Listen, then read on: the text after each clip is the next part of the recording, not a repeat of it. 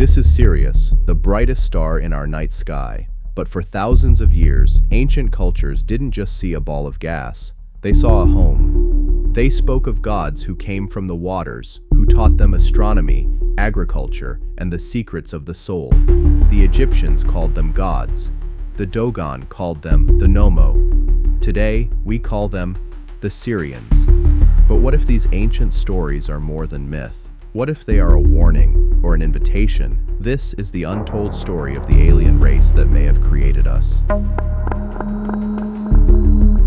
For as long as human beings have looked up at the stars, one particular point of light has commanded awe, reverence, and mystery. That star is Sirius, the brightest in our night sky, often called the Dog Star because of its position in the constellation Canis Major. Across thousands of years, cultures from Egypt to Mesopotamia, from Greece to Africa's Dogon tribe, have spoken of Sirius not just as a star, but as a place of origin, a home for gods, guides, and beings who shaped humanity's path. The Sirians, as they're commonly called in modern UFO and metaphysical circles, represent one of the most fascinating alien races ever discussed. Unlike the shadowy reputation of the Reptilians or the clinical detachment of the Greys, the Sirians are often described as mentors, teachers, and spiritual allies of humankind. Their presence in myth, legend, and reported contact stories suggests they are more than just another extraterrestrial species. They are woven into the very fabric of our history, our evolution, and even our future. But who are the Sirians really?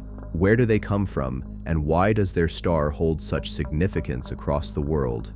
Are they benevolent overseers guiding us toward enlightenment, or is their agenda more complex?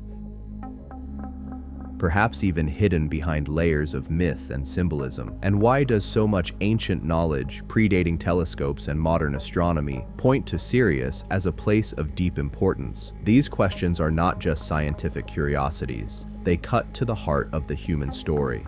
To explore the Sirians is to confront the possibility that we are not alone, and perhaps never have been. It is to ask whether humanity's greatest teachers, gods, and inspirations came not from Earth itself, but from a small, brilliant system of stars 8.5 light years away. This is the story of the Sirians, their origins, their agenda, and the enduring mysteries that surround them. The origins of the Sirians. When we speak of origins, we must begin with Sirius itself. Located in the constellation Canis Major, Sirius is not one star but a binary system consisting of Sirius A, a luminous white main sequence star, and Sirius B, a faint white dwarf. Astronomers also suspect a Sirius C may exist, a hidden companion star that has long been whispered about in esoteric traditions. But long before modern science confirmed Sirius as a binary system, ancient peoples already seemed to know. This is one of the great mysteries of the Sirians, the way in which civilizations with no telescopes, no satellites, and no modern instruments somehow possessed astonishingly accurate knowledge of the Sirius system. Take, for instance, the Dogon tribe of Mali in West Africa.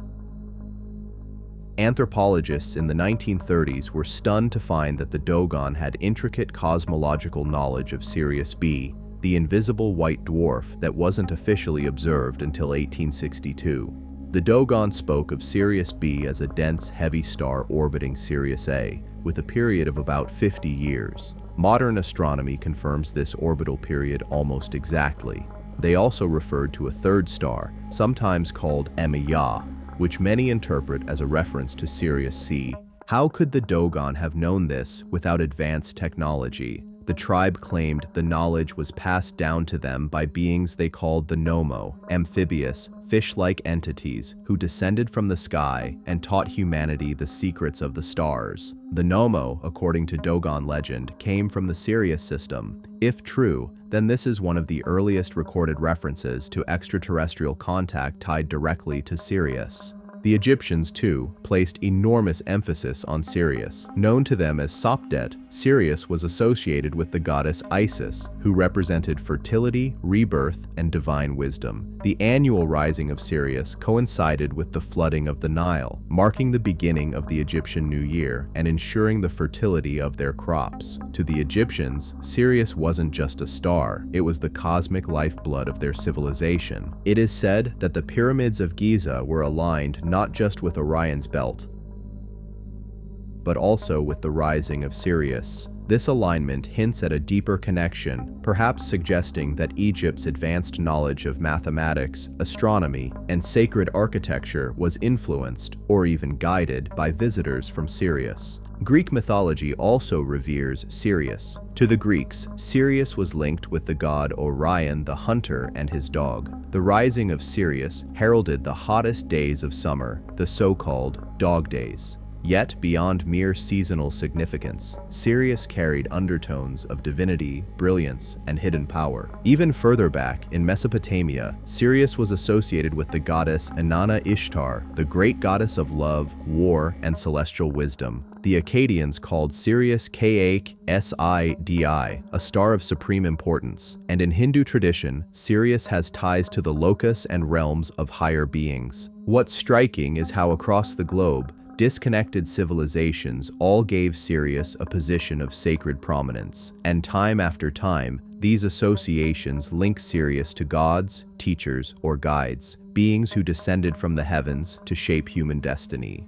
Could these deities have been the Sirians themselves, remembered in myth as gods because of their overwhelming presence and advanced knowledge?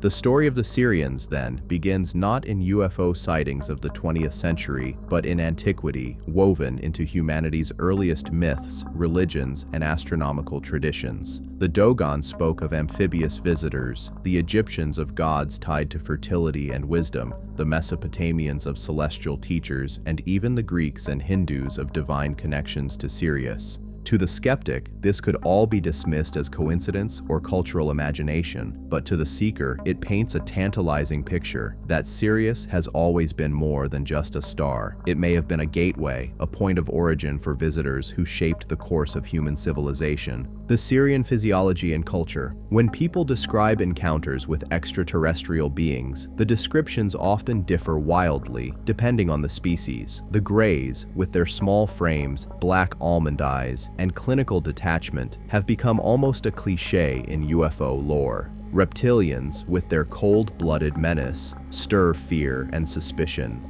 Pleiadians, on the other hand, are often depicted as human-like, almost angelic. The Sirians, however, occupy a more complex space, sometimes described as physical, sometimes as energetic, and always deeply tied to the realm of spirituality. Accounts of the Sirians fall into two primary categories, depending on which part of the Sirius system they are believed to originate from. Those from Sirius A are often described as tall, humanoid beings with a luminous or radiant quality. Their skin is sometimes depicted as having a bluish tint, perhaps due to their association with water and light. Their eyes, contactees say, carry immense depth, reflecting wisdom accumulated over thousands, if not millions, of years. They are said to have an advanced physical beauty, though not necessarily in the way humans understand beauty, more in a sense of balance, harmony, and proportion that radiates from their presence. In contrast, beings from Sirius B are frequently described as more aquatic or amphibious in nature, echoing the Nommo of Dogon mythology. These entities may appear with features that suggest a merging of human and aquatic traits, elongated limbs, smooth skin, and sometimes even gill-like structures. Rather than appearing frightening, however, witnesses and channelers often describe them as deeply calming, with an aura of gentleness and nurturing. Their civilization, according to esoteric accounts, may be more focused on spiritual guardianship and teaching, while Sirius A Sirians lean toward technology and cosmic exploration. Some traditions go further, suggesting that Sirius is home not to one species, but to a federation of allied beings, each contributing unique gifts and qualities to the whole. This might explain why descriptions vary. Much like Earth, where humanity encompasses an immense diversity of cultures and appearances, the Sirians may be a collective, rather than a singular identity. What makes the Sirians distinct is not just their appearance, but the way people describe their culture and values. Whereas some alien races are portrayed as detached scientists or manipulative overlords, the Sirians are consistently characterized as teachers, guides, and healers. Their civilization, according to many channelers, is built on principles of balance, harmony, and unity with the cosmos. They are said to honor the interconnectedness of all life forms and to dedicate much of their existence to exploring consciousness itself. Spirituality in Sirian culture is not separate from science, it is integrated. Their technology is often described as bioorganic or consciousness-driven, meaning that their ships, tools, and devices are not machines in the human sense, but living extensions of their own awareness. Imagine piloting a spacecraft not with controls and switches, but with thought, intention, and emotional resonance. This is how many accounts describe Sirian technology: seamless, intuitive, and alive. Language among the Sirians is also said to reflect this integration of spirit and science. While humans rely on words and sounds to communicate, the Sirians are believed to use a form of telepathy combined with vibrational frequency. Their communication is not just mental, it conveys emotion, imagery, and even direct experiences. To encounter a Sirian's voice is to feel as though one is being embraced by a symphony of thought, sound, and feeling all at once. Culturally, the Sirians are often associated with water symbolism. This ties back to the Dogon's Nommo beings and to countless myths in which gods from Sirius arrive by sea or are depicted as amphibious. Water, for the Sirians, represents life, flow, adaptability, and depth of spirit.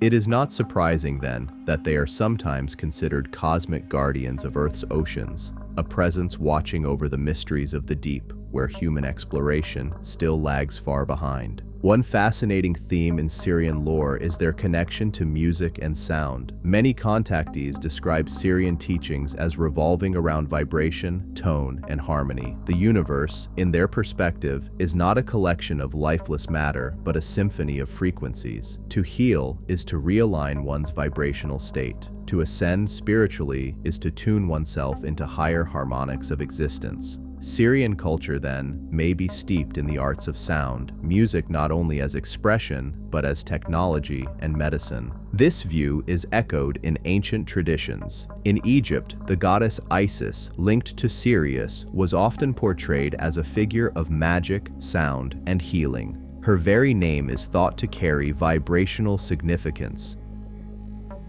In the Dogon tradition, too, the Nommo are associated with speech, sound, and the ordering of the cosmos through vibration. Could these be remnants of a Sirian philosophy, that creation itself is a song and that life is a dance of resonance? Socially, the Sirians are said to live in highly cooperative structures, unlike human societies, which are often fractured by conflict, inequality, and competition. Sirian communities are described as egalitarian and unified, with individuals contributing to the whole in ways that maximize harmony. Leadership is not about domination, but about service and wisdom. Elders are revered not because of age alone, but because of their vibrational mastery, their ability to embody balance and guide others toward it. At the same time, Sirian culture is not portrayed as rigid or austere. Many who claim contact describe the Sirians as carrying a sense of joy, playfulness, and creativity. They are said to love exploring, learning, and sharing stories. Humor, too, is not alien to them. Rather, it is seen as a way of shifting perspective and dissolving illusion. One particularly intriguing aspect of their culture is the belief that the Sirians have long been involved in mentoring Earth's evolution. Unlike some alien races who may take a hands-off approach, the Sirians appear deeply invested in humanity's growth. This is why their presence is so strongly tied to ancient civilizations, especially Egypt, Atlantis, and Lemuria. They may see themselves as older siblings to humanity, watching, guiding, and sometimes stepping in to offer a nudge when necessary. To summarize, the Sirians are not merely another species in the cosmic landscape. They represent a fusion of advanced technology, profound spirituality, and compassionate culture. Their physiology reflects their watery origins and cosmic light. Their society reflects unity and joy, their communication transcends language, and their values center on harmony, healing, and the music of creation. If true, then the Sirians stand as a mirror for what humanity could become, an integrated, conscious civilization where science and spirit are not in conflict, but are threads of the same tapestry. And perhaps this is their greatest teaching, to show us not only who they are, but who we might one day be. The Sirian agenda. Whenever humanity contemplates the possibility of extraterrestrial contact, one question inevitably arises: what do they want from us? It is not enough to speculate about where alien beings come from or what they look like. What truly matters is their agenda. Are they benevolent, hostile, indifferent, or something in between? With the Sirians, this question is especially pressing because their fingerprints appear all over the story of human civilization. The general consensus among mystics, contactees, and esoteric traditions is that the Sirians are benevolent guides invested in our growth.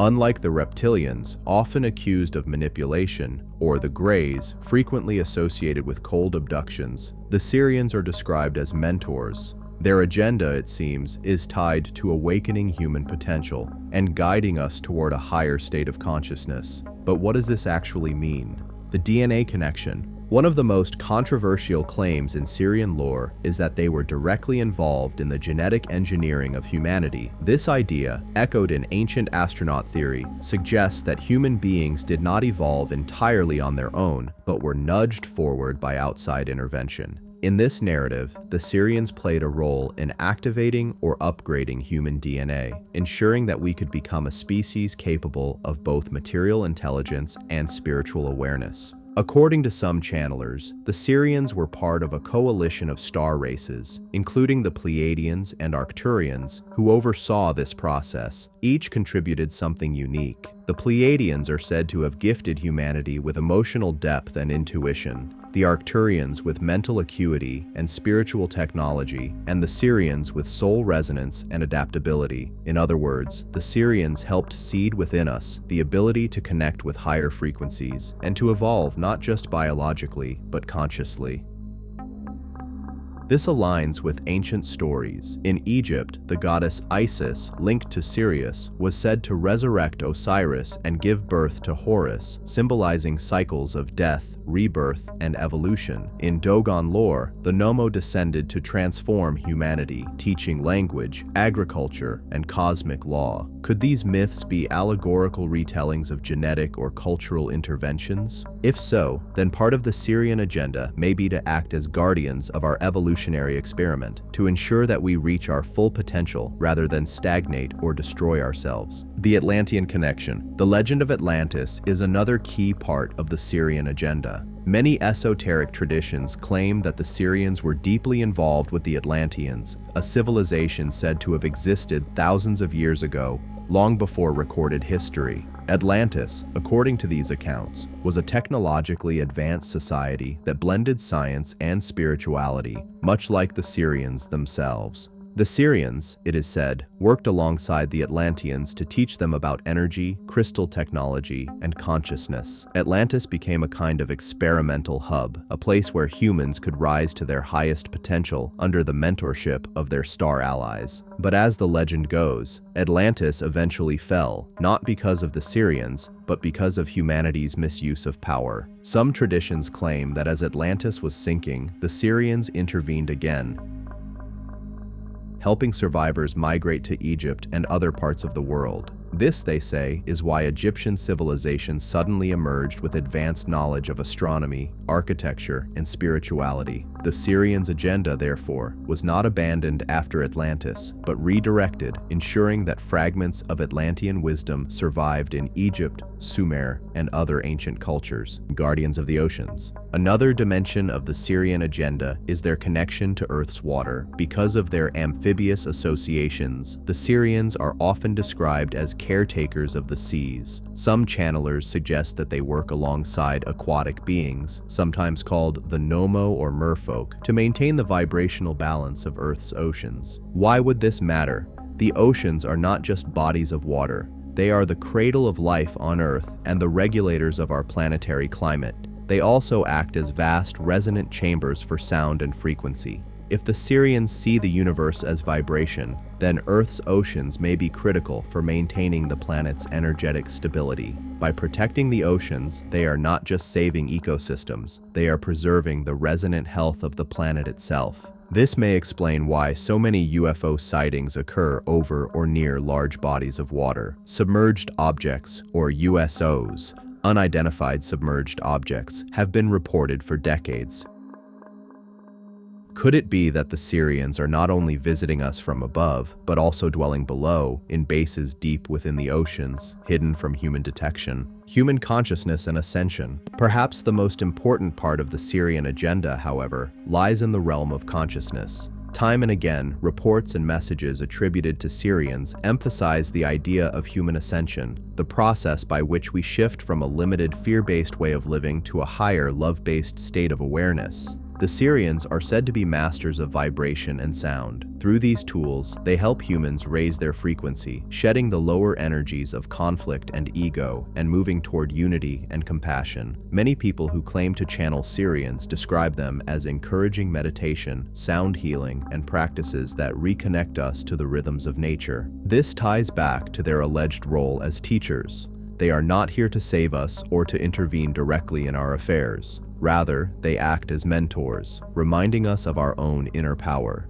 Their agenda is not to dominate humanity, but to awaken it. Opposition and conflict. Of course, not all beings in the galaxy share this benevolent agenda. In many accounts, the Sirians are portrayed as being in conflict, sometimes directly, sometimes philosophically, with other extraterrestrial races. The most prominent adversaries in this narrative are the Reptilians, who are often accused of manipulating humanity for control, and the Greys, who are said to view humans as experimental subjects. In this context, the Sirians' agenda may also be protective. They act as allies to humanity in a cosmic drama, shielding us from races that would prefer to keep us enslaved or stagnant. This is why Sirians are sometimes described as warriors as well as teachers. Beings of light who are nonetheless capable of defending themselves and their allies when necessary.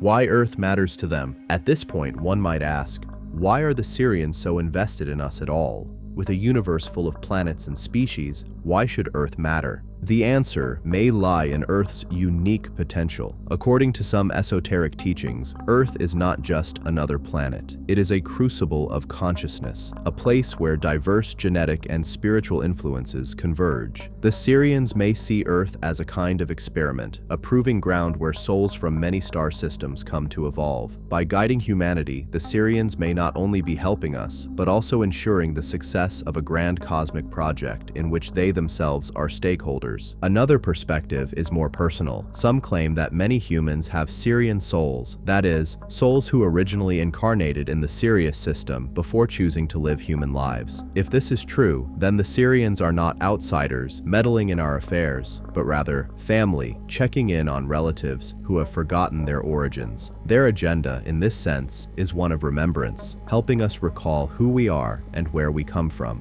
A gentle agenda with powerful implications. Summing up, the Sirian agenda appears to revolve around assisting human evolution, both genetic and spiritual, preserving and transmitting ancient wisdom, especially after the fall of Atlantis, protecting Earth's oceans and maintaining vibrational balance, mentoring humanity in the arts of consciousness, sound, and harmony, shielding us from more manipulative extraterrestrial influences, preparing us for ascension into a higher state of being. It is an agenda that is subtle rather than domineering, guiding rather than controlling, yet its implications are profound. If true, then the Sirians are not just visitors from a star system 8.5 light years away. They are active participants in humanity's story, shaping our past, influencing our present, and perhaps even waiting for us in the future. Encounters and testimonies. Stories are the bones of belief. Facts, dates, and theories give a framework, but witness accounts, those small human testimonies, are the places where the abstract becomes intimate. When it comes to the Sirians, a tapestry of encounters stretches across decades. Channeled messages transmitted through quiet rooms, near-midnight telephone calls from a voice that sounded too calm to be human, bright craft seen skimming the ocean's surface, and deeper, stranger accounts of meetings in dreamlike sanctuaries. Some of these testimonies are vivid and detailed, others are fleeting impressions and subtle synchronicities. Taken together, they form a chorus of voices that, whether you accept them or not, cannot easily be dismissed. One of the most influential veins of testimony comes from the world of channeling, people who enter meditative states and report receiving direct messages from non-physical intelligences. For many decades, channeled Sirian communications have emphasized the same themes: sound as medicine, water as teacher, and the practice of remembering how to hold love as a daily choice. These messages are rarely dogmatic. They are practical, often tender, and they frequently encourage simple, repeatable practices: breathwork, sound toning, and compassionate action. A recurring image in these transmissions is of the Sirian song gardens, sacred places where tones are used to heal and to recalibrate the frequencies of those who come to learn. Channelers often describe the Sirian voice as layered, like multiple harmonics playing at once, soothing, but with an edge of urgency. The urgency is never about immediate disaster, it is about choice, inviting humanity to choose compassion, ecological wisdom, and a deeper sense of kinship with the living planet. Beyond channeling are the contactee narratives, people who say they have been met in waking life by Sirian emissaries. These encounters vary tremendously in setting and tone. Some are cinematic. A night fisherman sees a pale cylinder of light break the ocean's surface. Animals fall silent, and an elegant figure steps out of shimmering water. Others are quieter. A nurse on a late shift reports a presence at the end of the ward, an impression of cool, wet air, and a voice that communicates without words. In many of these stories, physical contact is rare. What matters is the exchange of information, a download of imagery, or a brief imprint of memory that changes the contactee's life trajectory. People who claim Sirian contact often describe an ensuing life devoted to service, healing arts, ocean work, or teaching. The encounter is less about spectacle and more about transformation. A striking cluster of testimonies revolves around USOs, unidentified submerged objects. Naval personnel and fishermen in numerous coastal regions have reported seeing silent, fast-moving crafts emerge from and vanish into deep water. In some cases, these craft are said to be accompanied by delicate, flute-like tones that ripple through the air and water. The instruments of the Sirians, according to these witnesses, are both sonic and organic, machines that respond to mind and emotion as much as to hands. An often-told story from the Pacific involves a late-night research crew who observed a craft hover a few meters above the sea. The observers described patterns of iridescent light that moved across the hull in complex sequences, like a living language. When the team later recorded audio, the spectrogram revealed frequencies arranged into repeating, mathematically precise ratios, tones that, to a trained ear, looked like music, structured on non-European scales. Whether one interprets this as evidence of advanced engineering, misperception, or something else entirely, the account demonstrates how Sirian testimonies frequently blend the sensory with the numinous. Then there are the hypnotherapy regression sessions, where individuals under guided hypnosis recount lives that predate their terrestrial incarnation.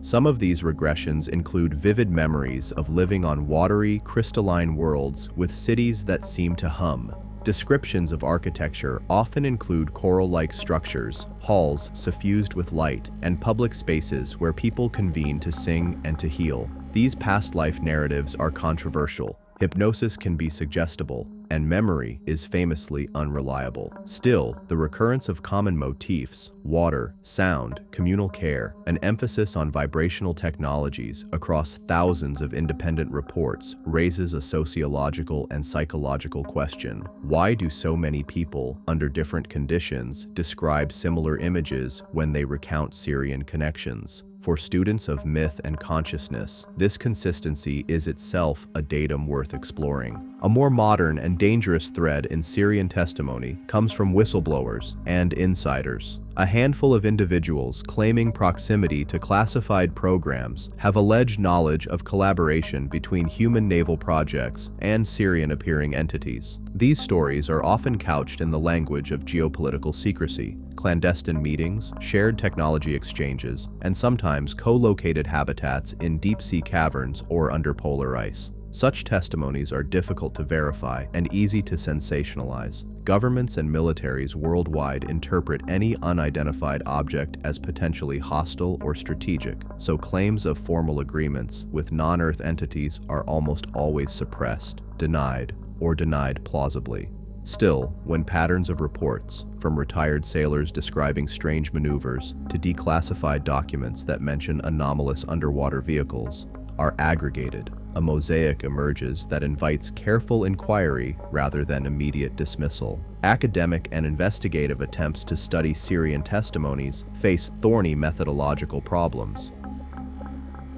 Researchers who have interviewed Dogon elders, for example, must contend with translation bias, the effects of prior contact with Europeans, and the socio-political pressures that can shape what people tell outsiders. Contemporary contactees are subject to self-deception, attention-seeking, and the deep human need to find meaning. It would be naive to treat all testimonies as unassailable truths, and yet it would also be naive to write them off without analysis. The productive path is humility, to collect, compare, and map the commonalities, then to ask what those patterns might indicate about shared archetypes, actual external influences, or the interplay between culture and experience. Notable historical testimonies provide texture to the Sirian narrative. In the early 20th century, before the modern UFO explosion, there are records of sailors and islanders who told of luminous visitors emerging from lagoons and imparting fishing knowledge, navigational tips, or warnings about seasonal dangers. These stories were often framed as encounters with gods or spirits, not aliens. The language shifted in the mid-20th century when the cultural lens of space travel and extraterrestrial life became prevalent. Suddenly, the same motifs, luminescent visitors, oceanic arrival, gifts of knowledge, were recast as spacefaring beings from Sirius. This historical reframing does not negate the older testimonies. Rather, it suggests a continuity of symbolic content that is being interpreted through a changing cultural grammar. The emotional contours of Sirian testimonies are worth noting.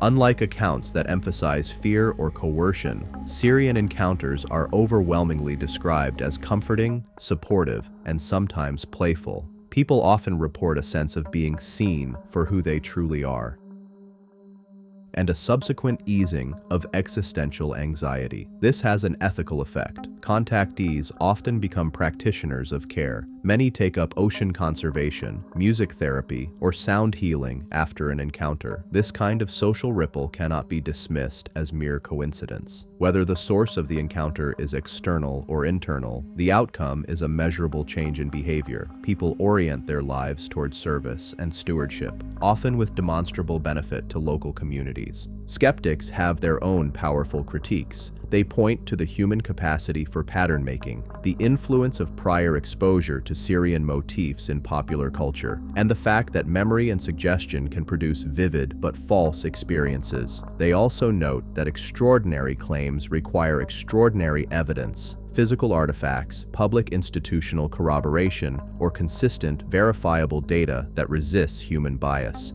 To these critics, the Sirian corpus of testimonies is an interesting cultural phenomenon, but not proof of alien visitation. Proponents reply with something steadier than rhetoric, a call to expanded evidence. They propose more rigorous documentation, multi-sensor recordings of USOs, carefully controlled channeling studies, repeatable sound experiments that compare alleged Sirian tones with natural phenomena, and collaborative interdisciplinary research that bridges anthropology, oceanography, acoustics, and consciousness studies. The tension between skeptics and believers, in short, becomes a productive engine. It pushes both sides to refine claims and methods. One cannot close this chapter without acknowledging the deeply personal stories that refuse to fit into tidy categories. A woman in coastal Portugal who once believed herself an atheist now runs a sanctuary for rescued marine animals because, she says, the being who touched my forehead in the boat asked me to remember the sounds of the sea.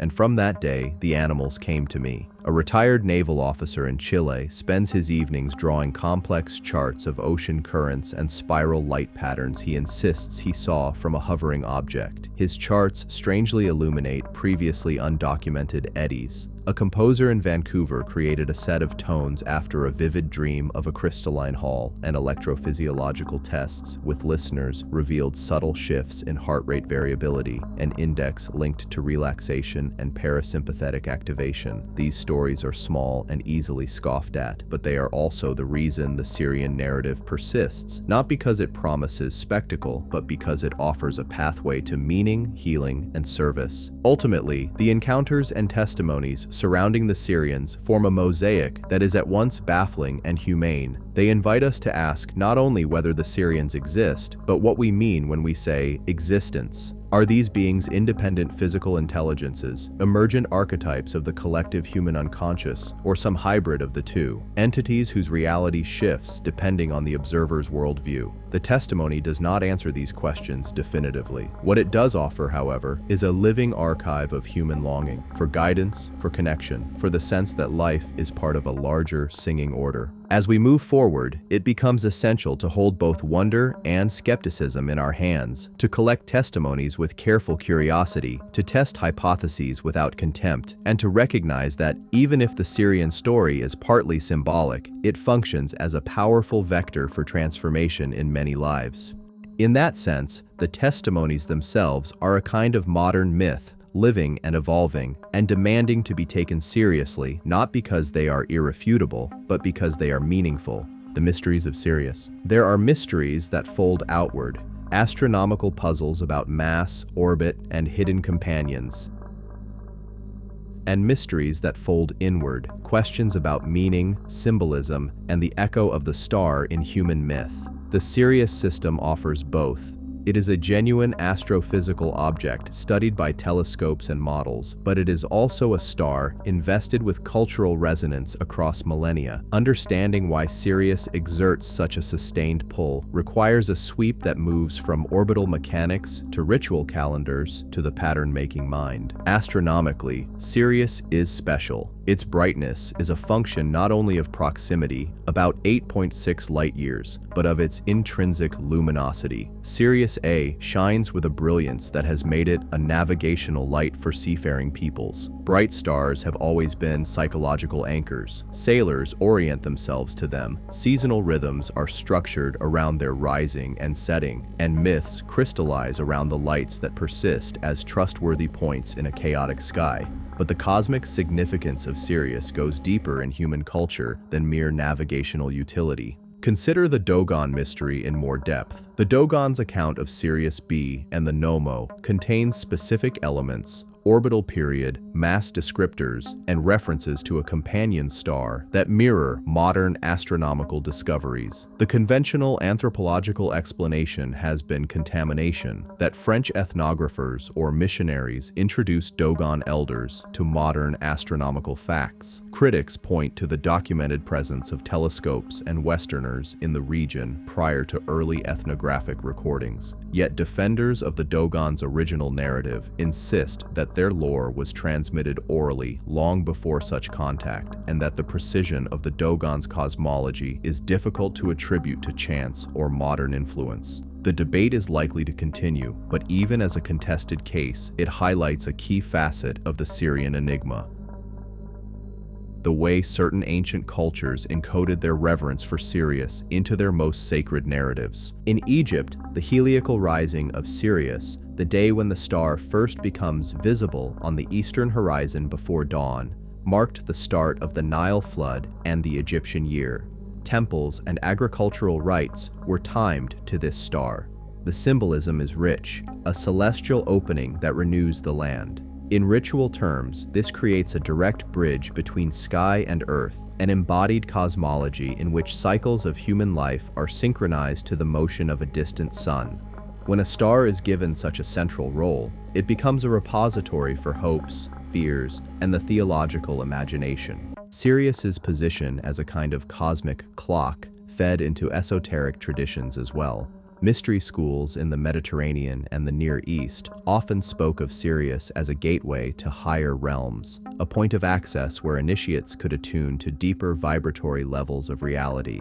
In the Western occult tradition, the Star of Isis is sometimes associated with the soul's resurrection, illumination, and cyclical rebirth. Here again, we see repetition, water, rebirth, and the lifting of consciousness.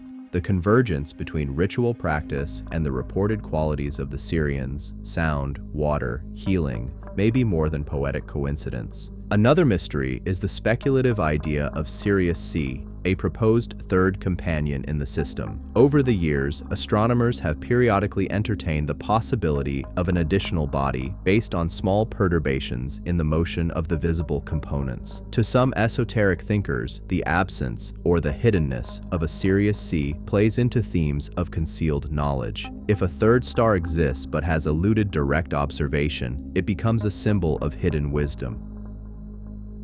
Present, influential, but not yet fully revealed. Whether Sirius C exists as an astronomical body or as a metaphor, the idea has captured imaginations and fed a narrative of layers, of seen and unseen, known and unknown. A less scientific, yet deeply interesting layer of mystery concerns linguistic and symbolic echoes. The names given to Sirius across cultures, Sopdet, Sirios, Kak, Sidi, carry different tonal shapes, but often converge on symbolic clusters: life, kingship, fertility, and the dog. The dog association is more than zoological. Dogs are liminal creatures, guardians of thresholds, companions in the night, beings attuned to human bond. Dogs in myth often accompany heroes across boundaries between worlds.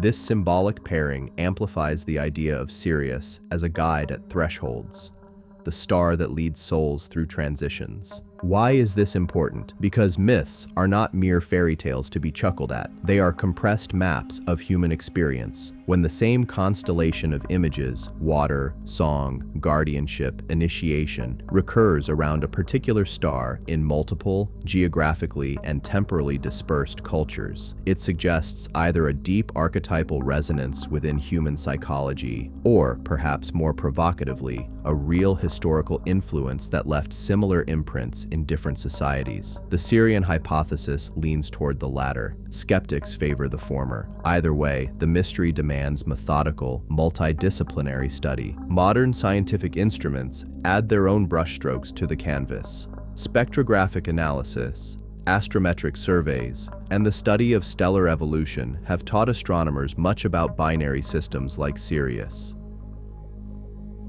These facts are neutral and necessary, but science cannot, on its own, answer the question of meaning. Why do humans find a particular star compelling? For that, we need cultural history, comparative mythology, psychology, and open yet disciplined inquiry into anomalous reports. There are also physical mysteries about Sirius that tantalize amateur astronomers and occultists alike.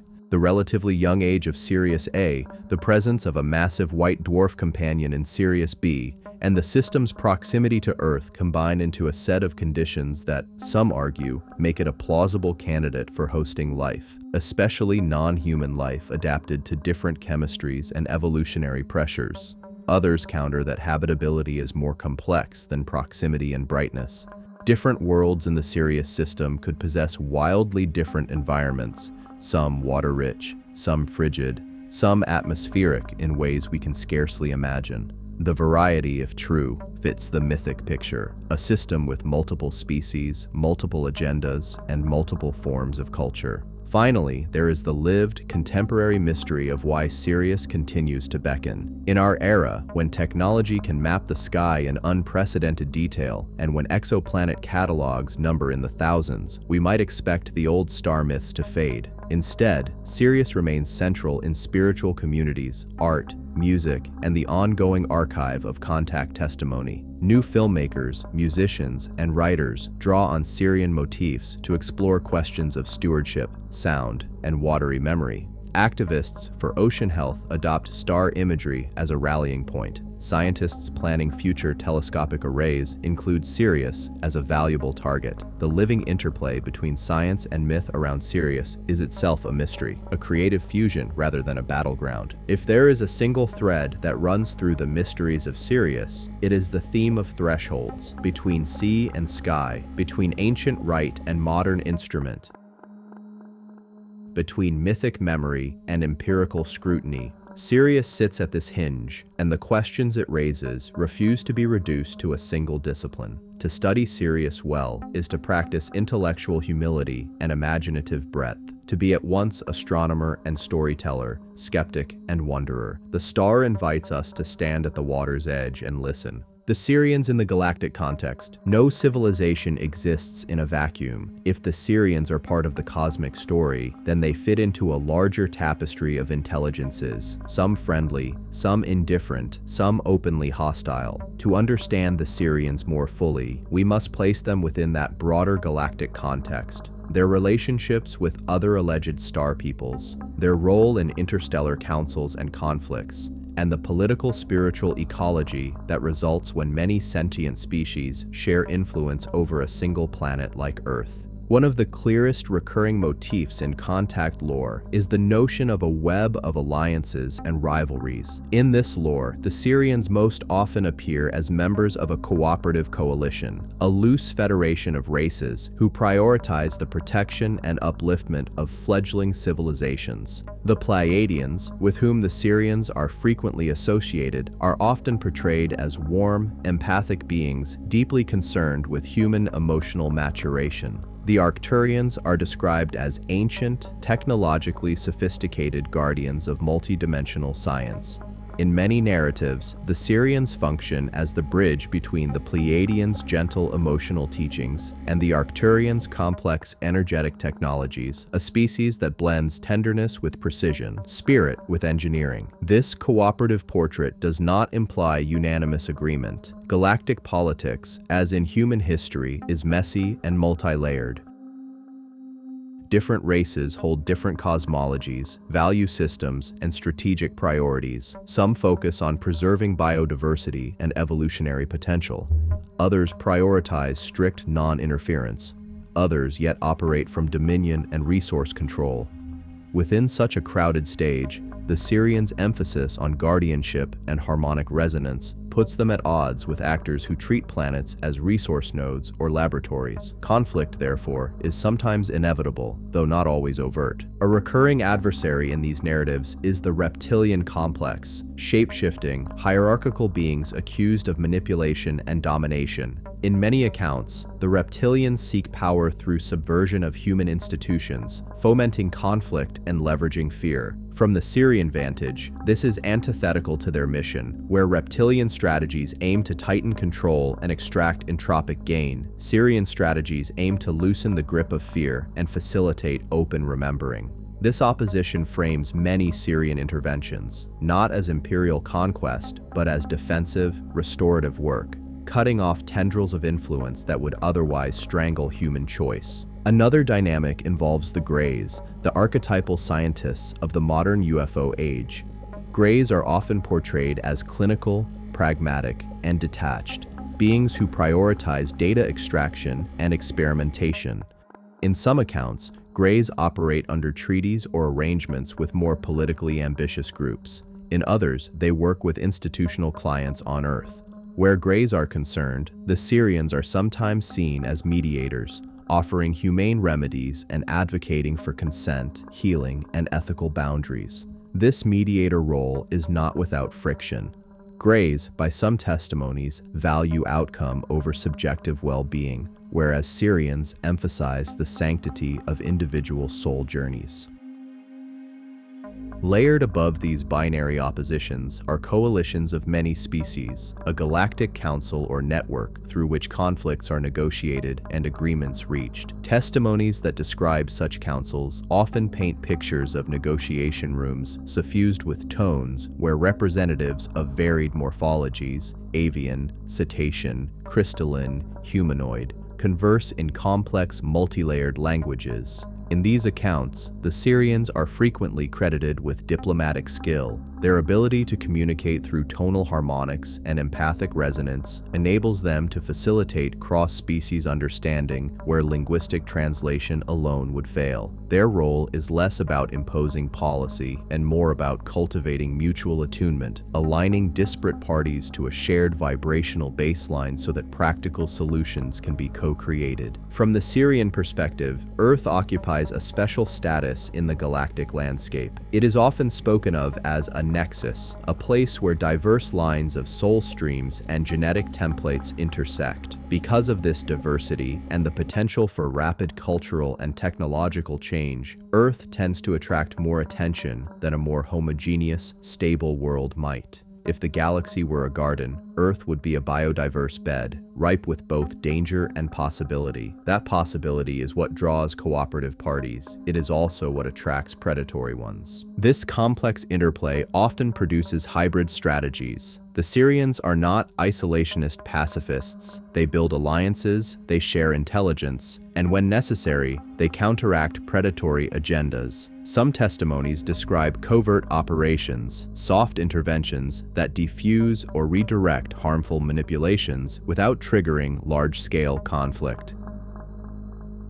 Imagine, for instance, an energetic dampening field over a region where lower frequency entities attempt to maintain influence, an invisible scaffold that prevents emotional contagion from metastasizing into mass hysteria. These subtle acts of containment reflect a power ethic that prioritizes resilience and freedom of choice. Another important element is trade and cultural exchange. The galaxy, in these narratives, functions not only through geopolitics, but through vibrant exchanges of art, music, technology, and story. The Sirians, given their emphasis on sound and water, are often cultural emissaries, bearing musical forms, sonic healing protocols, and water stewardship practices to planets receptive to these gifts. Such exchange is not unilateral. Earth, too, has contributed. Human rhythmic arts, our multifaceted myths, and our capacity for paradox have been noted by other species as fertile ground for creative collaboration. In a few stirring accounts, Sirian musicians and Earth composers have jammed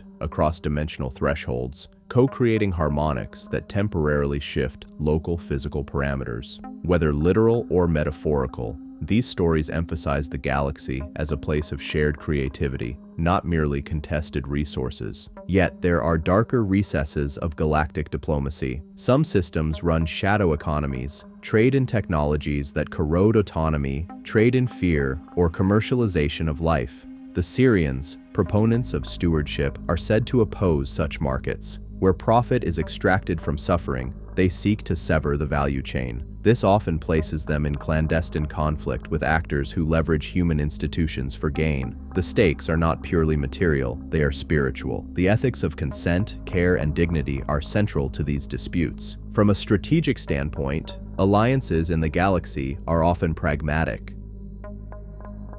Species band together when shared interests align, protecting certain biospheres, preserving corridors for migration, or preventing the monopolization of certain frequency bands that facilitate interstellar communication. The Sirians, with their modulatory abilities, are seen as custodians for such bands. They teach protocols for respectful transmission, helping younger species learn to use sonic technologies without deleterious side effects. In this role, Sirian influence is less visible, but widely respected. Their counsel is sought not because they command fleets, but because they can help harmonize complex systems. Religious and mythic overlays complicate matters further. Many races interpret the cosmos through metaphysical narratives that bear structural similarity to human religion.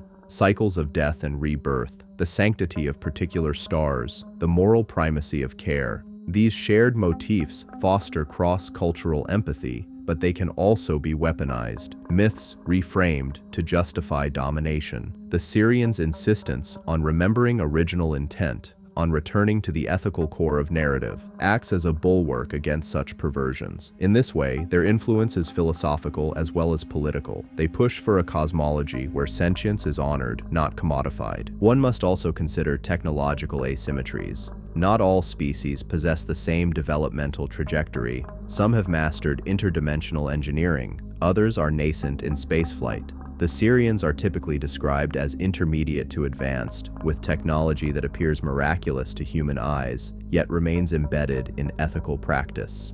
Their ships, capable of operating in oceanic as well as orbital environments, are described as living vehicles, bioorganic constructs that respond to intention.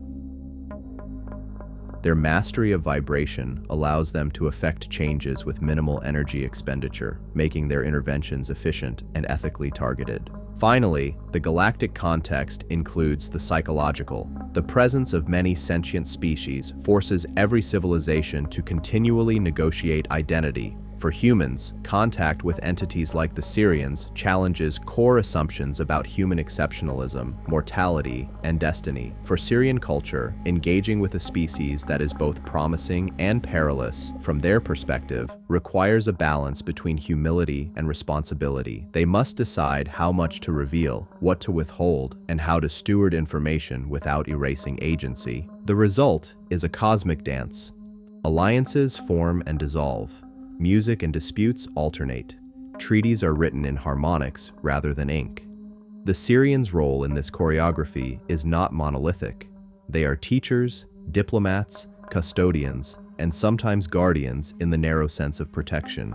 Their actions are shaped by the same mix of compassion and strategy that appears in any mature polity. When considered in this broad context, Earth's story no longer feels like an isolated drama, but like a chapter in a complex, multi-species novel. The Sirians emerge as characters of depth, capable of warmth and rigor, art and politics, tenderness and tactical thinking. To understand them is to accept that cosmic life is plural, that morality travels across species lines, and that future chapters of human history will likely be written in concert with intelligences whose perspectives are rich beyond our present comprehension. As we continue, we will unfold how these galactic dynamics play out in practical, spiritual, and controversial ways, examining alleged council meetings, interspecies legal norms, and the ways in which the Sirians' diplomacy manifests on Earth. We will also look at the ethical debates their presence invites, questions about consent, interference, and the preservation of cultural integrity in a crowded cosmos.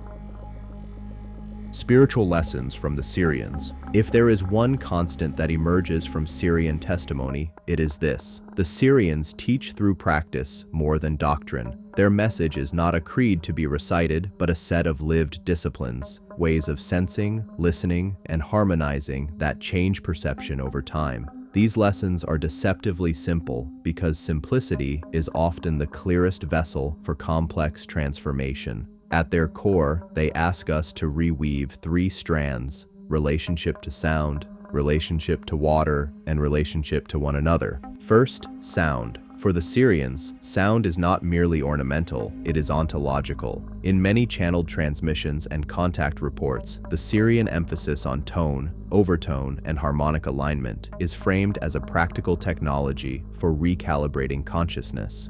Where human cultures often relegate music to entertainment or ritual ornament, the Sirians treat it like surgery, or like medicine. A specific interval, a precise vibrational pattern can soothe neural networks, loosen reactivity, and open access to memory states that feel otherwise sealed. This is not magical thinking divorced from physiology. Sound interacts with the body at measurable levels. It entrains rhythmic systems. It influences heart rate variability, and it can alter brainwave patterns. The Sirians' insistence that tone matters is a call to reintroduce intentional sonic practice into daily life. Simple toning, community singing, and listening sessions that cultivate shared resonance rather than fragmentation. Second, water. Water is more than a resource to the Sirians. It is a living medium that carries information. The ancient pairing of Sirius with flood cycles, fertility rites, and sea-based initiation is not accidental in this schema. For a species whose cultural mythos includes amphibious ancestors and oceanic cities, water is the great memory bank. It stores and conveys vibrational patterns across time and distance. Sirian practice, according to many accounts, involves rituals of immersion, of listening underwater, and of treating the seas as active participants in spiritual life. From a human perspective, honoring water translates into ecological stewardship, but also into practices like cold water exposure, meditative bathing, and rites that recognize water's role in emotional regulation. The Sirian lesson here is ecological and sacramental at once. Care for the waters, because the waters carry the music of the planet's own well-being. Third, relational ethics. The Sirians repeatedly foreground the ethical orientation of their interventions. Their teachings emphasize consent, reciprocity, and restraint. Where many human power systems use force or coercion, the Sirians model a different calculus: persuasion through attunement rather than domination through force. This has practical implications. When a Sirian encounter downloads a piece of knowledge, a technology, a harmonic formula, a navigational tip, the transmission is often accompanied by instruction about how and when to use it responsibly. The Sirians' insistence on the right use of knowledge is not moralizing, it is pragmatic. Knowledge misapplied can accelerate destruction, especially on a planet with fragile ecosystems and rapid technological adoption. Thus, their spiritual teachings are intentionally tethered to ethics. Power requires discernment, ability requires accountability. A fourth lesson, perhaps the subtlest, is memory reclamation. Many who report Sirian contact describe a feeling of being remembered. This is not always about factual recollection, dates, names, or star charts, but about remembering a quality of being, patience, oceanic spaciousness, and a non-anxious presence when facing complexity. The Sirian pedagogy appears to involve restorative memory, helping humans re-inhabit capacities that feel latent. Longer attention spans, rhythmic life practices, and deeper kinship with non-human beings. In psychological terms, this resembles trauma-informed care, slow rhythm, careful invitation, and attention to the body's sensations. The Sirian method respects that deep shifts in a species' orientation take time and cannot be forced. Fifth, the practice of stewardship over spectacle.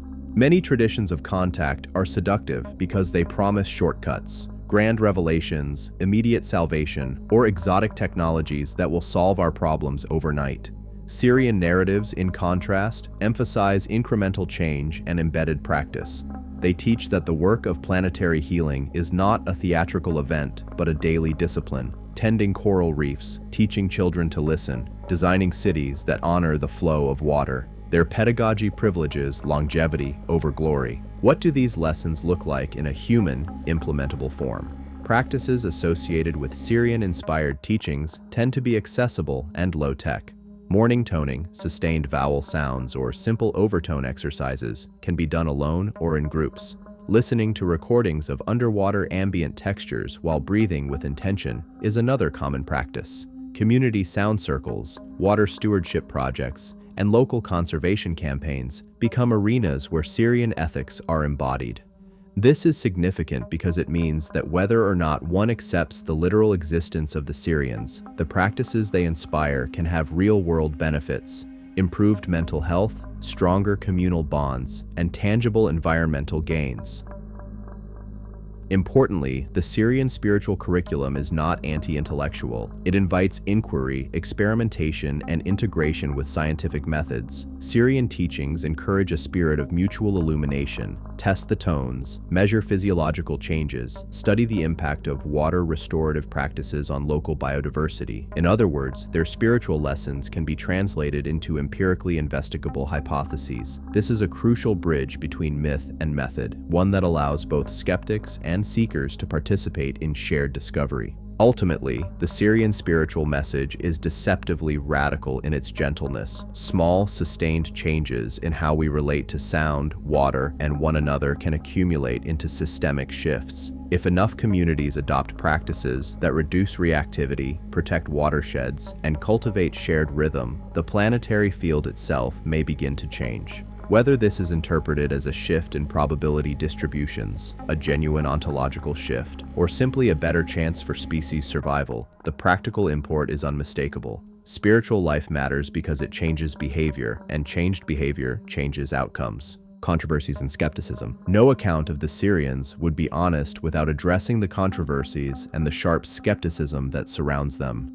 The Sirian narrative sits at the intersection of myth, anecdote, and possibility, and that precarious positioning invites critique from multiple angles. Taking these criticisms seriously does not undermine curiosity, it sharpens it. Below are the principal controversies and how they are commonly addressed within careful inquiry. First, the problem of evidence. Critics insist that extraordinary claims demand extraordinary evidence. The Sirian corpus, channelings, contactee narratives, USO sightings, and cultural echoes largely consists of subjective reports and secondhand testimonies.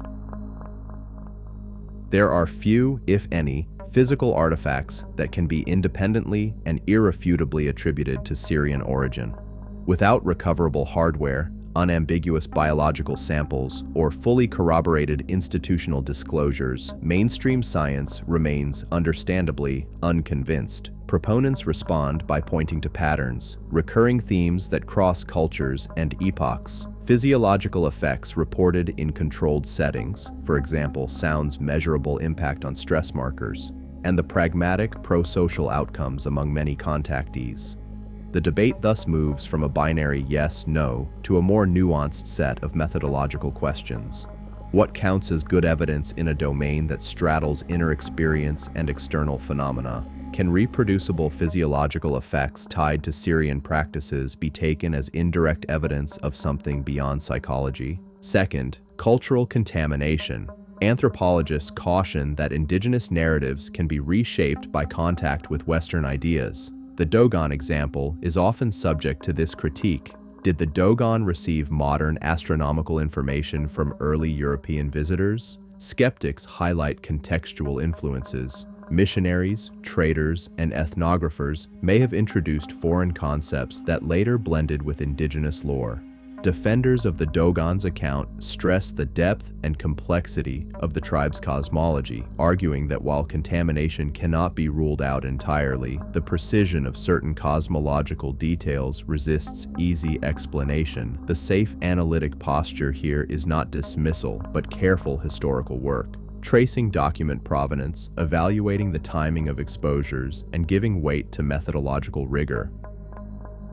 Third, psychological and sociological explanations. The human mind is adept at pattern making, and cultural motifs can seed expectations that later shape experience. The growth of the UFO subculture, sci-fi narratives, and New Age thought creates a feedback loop. Ideas travel, are internalized, and may then shape dreams and waking encounters. Hypnosis, for instance, is vulnerable to suggestion. The past lives recalled under trance could be co-created with the therapist's prompts. Critics argue that much of the Sirian material can be explained by these mechanisms. Advocates admit that psychological processes play a role, but point out that many reports predate the modern cultural narrative or arise in isolated communities unlikely to have been exposed to those ideas. The middle way is to acknowledge both influences. Inner patterning and possible external stimuli can coexist as explanatory layers. Fourth, internal contradiction and myth evolution. Narratives about the Sirians are not monolithic. Different channelers, contactees, and traditions offer divergent, sometimes conflicting, accounts of Sirian motives, appearance, and history. To skeptics, such plurality undermines claims of an underlying, consistent extraterrestrial reality. Believers point out that diversity is to be expected in any living tradition. Oral histories mutate, translations introduce variants, and different Sirian subcultures could be legitimately distinct. A more charitable perspective holds that multiplicity requires careful mapping and taxonomy rather than wholesale dismissal. Which motifs are robust across reports, and which are idiosyncratic? This analytic work is crucial for moving beyond anecdote to structured knowledge. Fifth, ethical concerns and potential harm. The Sirian narrative can be mobilized in ways that cause harm.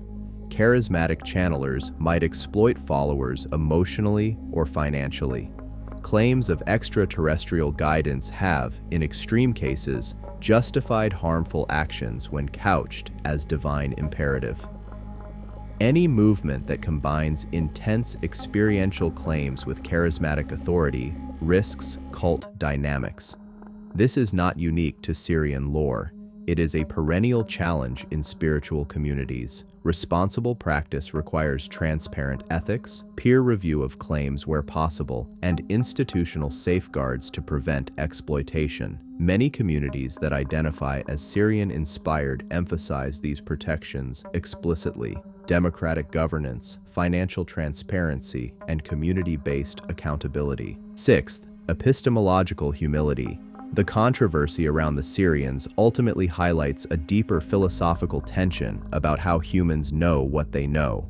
Western empiricism values repeatability and independent verification. Many spiritual traditions value lived transformation and relational evidence. Bridging these epistemologies is difficult but not impossible. The most promising approaches are interdisciplinary, experiments that render subjective reports into measurable variables, ethnographies that honor indigenous testimony while accounting for historical context, and collaborative research that brings skeptical rigor and open curiosity together. Seventh, political and military entanglement. Claims that governments or militaries have encountered or negotiated with non-human intelligences raise combustible political questions. These narratives sometimes veer into speculation about secret treaties, reverse-engineered technologies, and covert collaborations. If true, such arrangements would have enormous ethical and geopolitical ramifications. If false, they can feed conspiratorial thinking that undermines democratic institutions. The prudent route is investigative, pursue declassified records, protect whistleblowers who provide verifiable testimony, and maintain journalistic and scholarly standards in reporting. Public policy cannot be built on rumor, but legitimate anomalies deserve transparent scrutiny. Finally, we must consider the value of paradox. The Sirian matter resists clean categorization. It is partly an archaeological question, how did ancient peoples mark Sirius? Partly a psychological one, how do we generate meaningful experiences? And partly an ethical one, how should knowledge be used? Each critique contains truth, each defense contains nuance.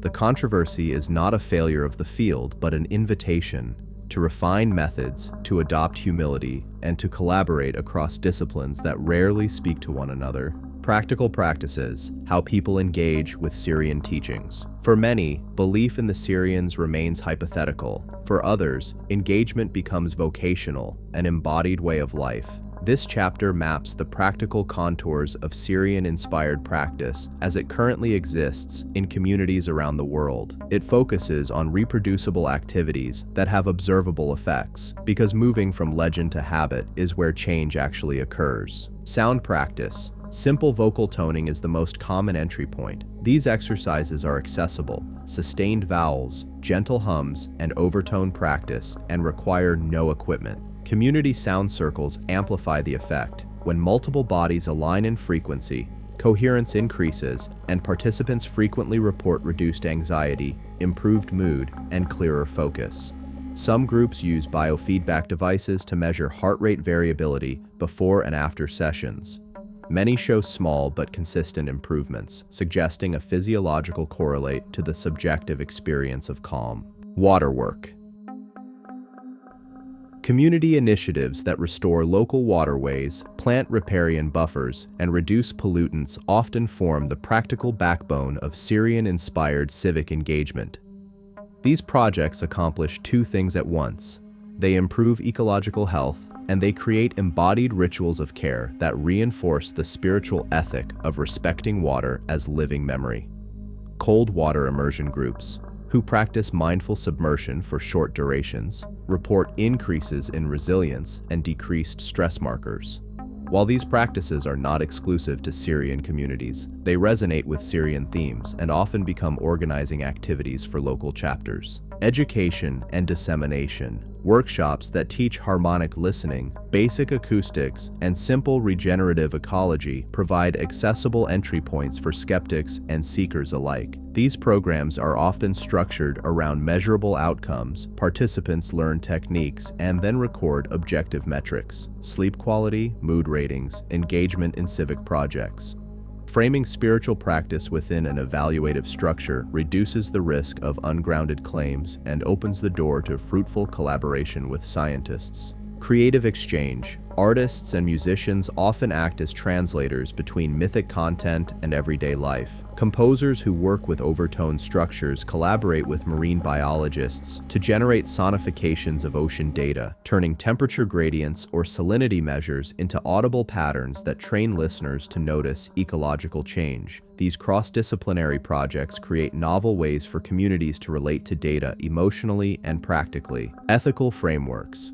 Because the Sirian narrative emphasizes consent and restraint, many communities adopt explicit codes of conduct.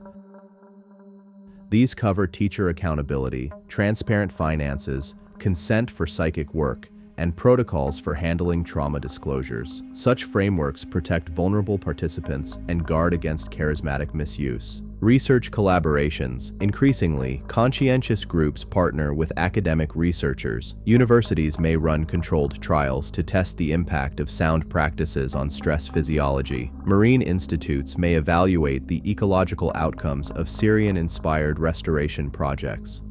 These collaborations provide mutual benefits, rigorous data for scientists, and legitimacy for practitioners. Ritual practice. Small-scale ceremonies mark seasonal changes tied to local water cycles, tides, flood seasons, monsoon rhythms.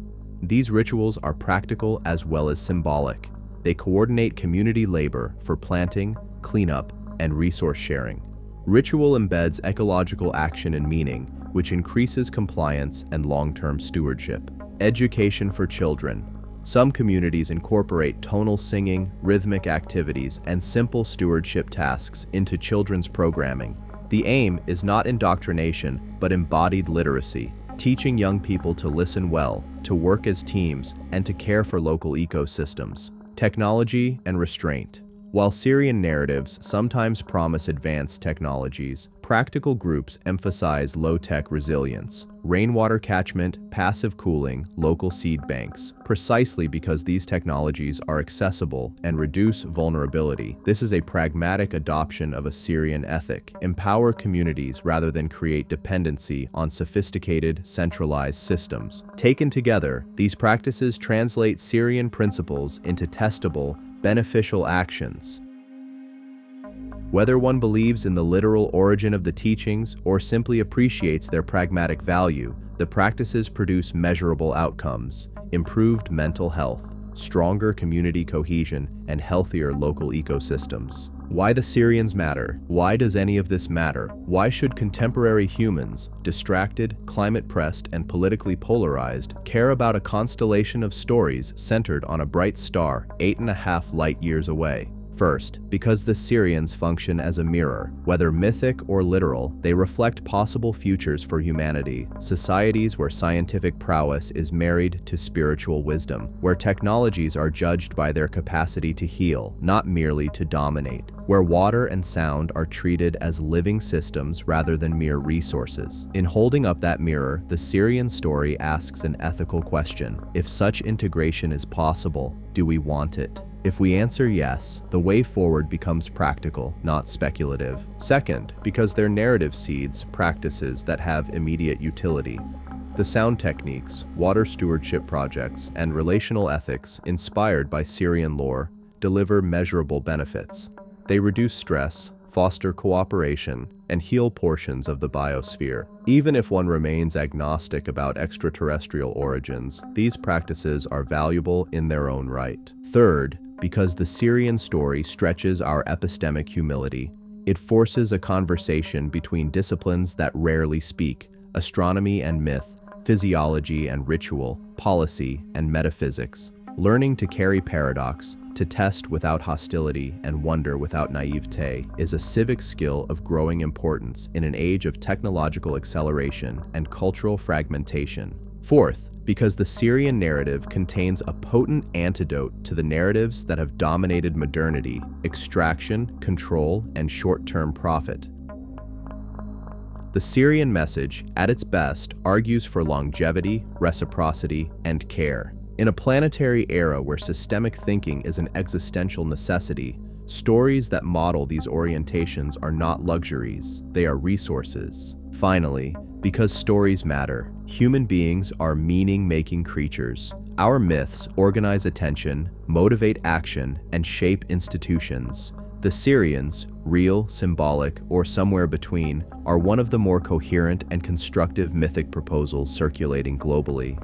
They articulate a set of values that, if adopted even partially, could redirect technology, policy, and daily life toward resilience. Living with the question. If this video has a final note, it is this: live with the question. The Sirian matter resists tidy resolution.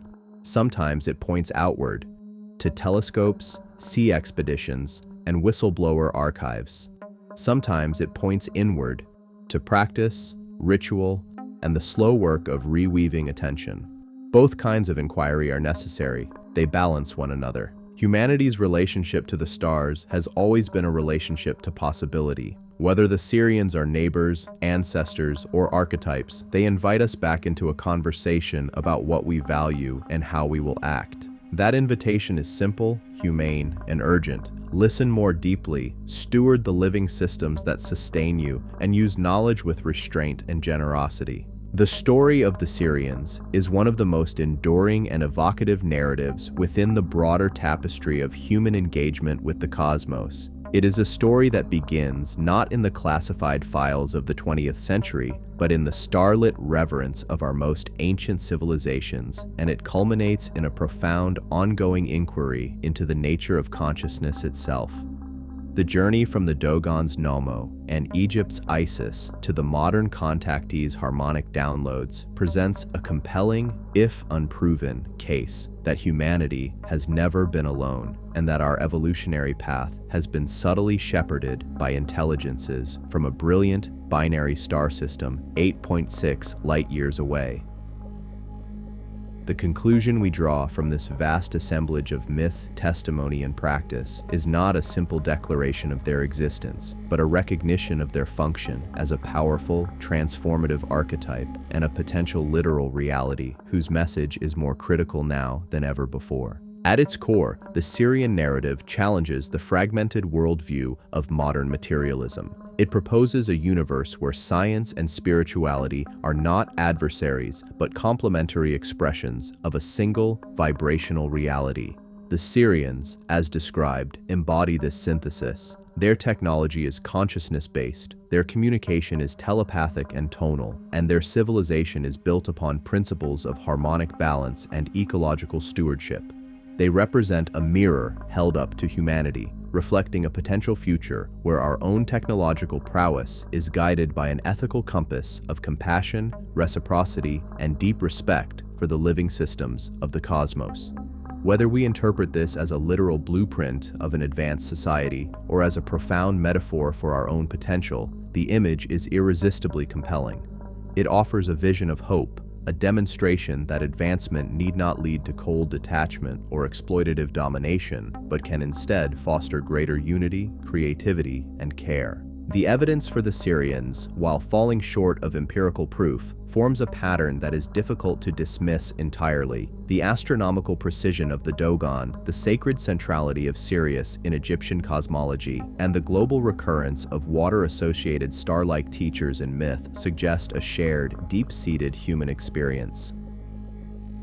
The consistency of modern contact reports, emphasizing sound, water, healing, and ethical mentorship, adds a contemporary chapter to this ancient book. Skepticism is not only warranted, but essential, serving as a necessary filter for fantasy and fraud. Yet, when the same core themes emerge across millennia and cultures, independent of direct cultural contamination, we are faced with a mystery that transcends mere coincidence. This pattern points toward what the Swiss psychologist Carl Jung might have called a Sirian archetype, a fundamental organizing principle within the collective human psyche that emerges when we contemplate guidance, wisdom, and our connection to the cosmos. Ultimately, the greatest significance of the Sirians may lie not in their physical reality, but in the practical and spiritual lessons they impart. Their teachings, as channeled through countless contactees and mystics, are remarkably consistent and profoundly applicable. The emphasis on intentional sound as a tool for healing and coherence, the reverence for water as a living mnemonic medium, and the insistence on an ethics of consent and stewardship provide a tangible toolkit for personal and planetary transformation. These are not dogmatic creeds, but embodied practices that yield measurable benefits: reduced stress, strengthened community bonds, and restored ecosystems. In a world grappling with existential anxiety, ecological crisis, and social fragmentation, the Sirian ethos offers a path toward reintegration. It invites us to listen to the subtle frequencies of our own bodies, to the whispering wisdom of the oceans, and to the silent music of the stars. Therefore, the question, are the Sirians real, may be less important than the question, what does the Sirian story do? It functions as a catalytic myth for our time, a narrative that inspires us to become better custodians of our planet and more conscious co-creators of our reality. It matters because it provides a framework for meaning that is both cosmic and intimately personal. It suggests that we are participants in a vast, interconnected community of intelligence, and that our choices here on Earth resonate within a wider galactic context. The Sirian narrative, in all its complexity and controversy, ultimately calls us to remember our own latent capacities, for wisdom, for harmony, and for a compassionate sovereignty that honors all life. In looking towards Sirius, we are, in the end, being guided to look more deeply into ourselves and to envision a future worthy of our highest aspirations. Thanks for watching, everyone. If you enjoyed this video, don't forget to like, subscribe, and hit that notification bell so you never miss an update. Drop a comment below with your thoughts. I love hearing from you. Check out more videos on the screen, and I'll see you in the next one. Take care.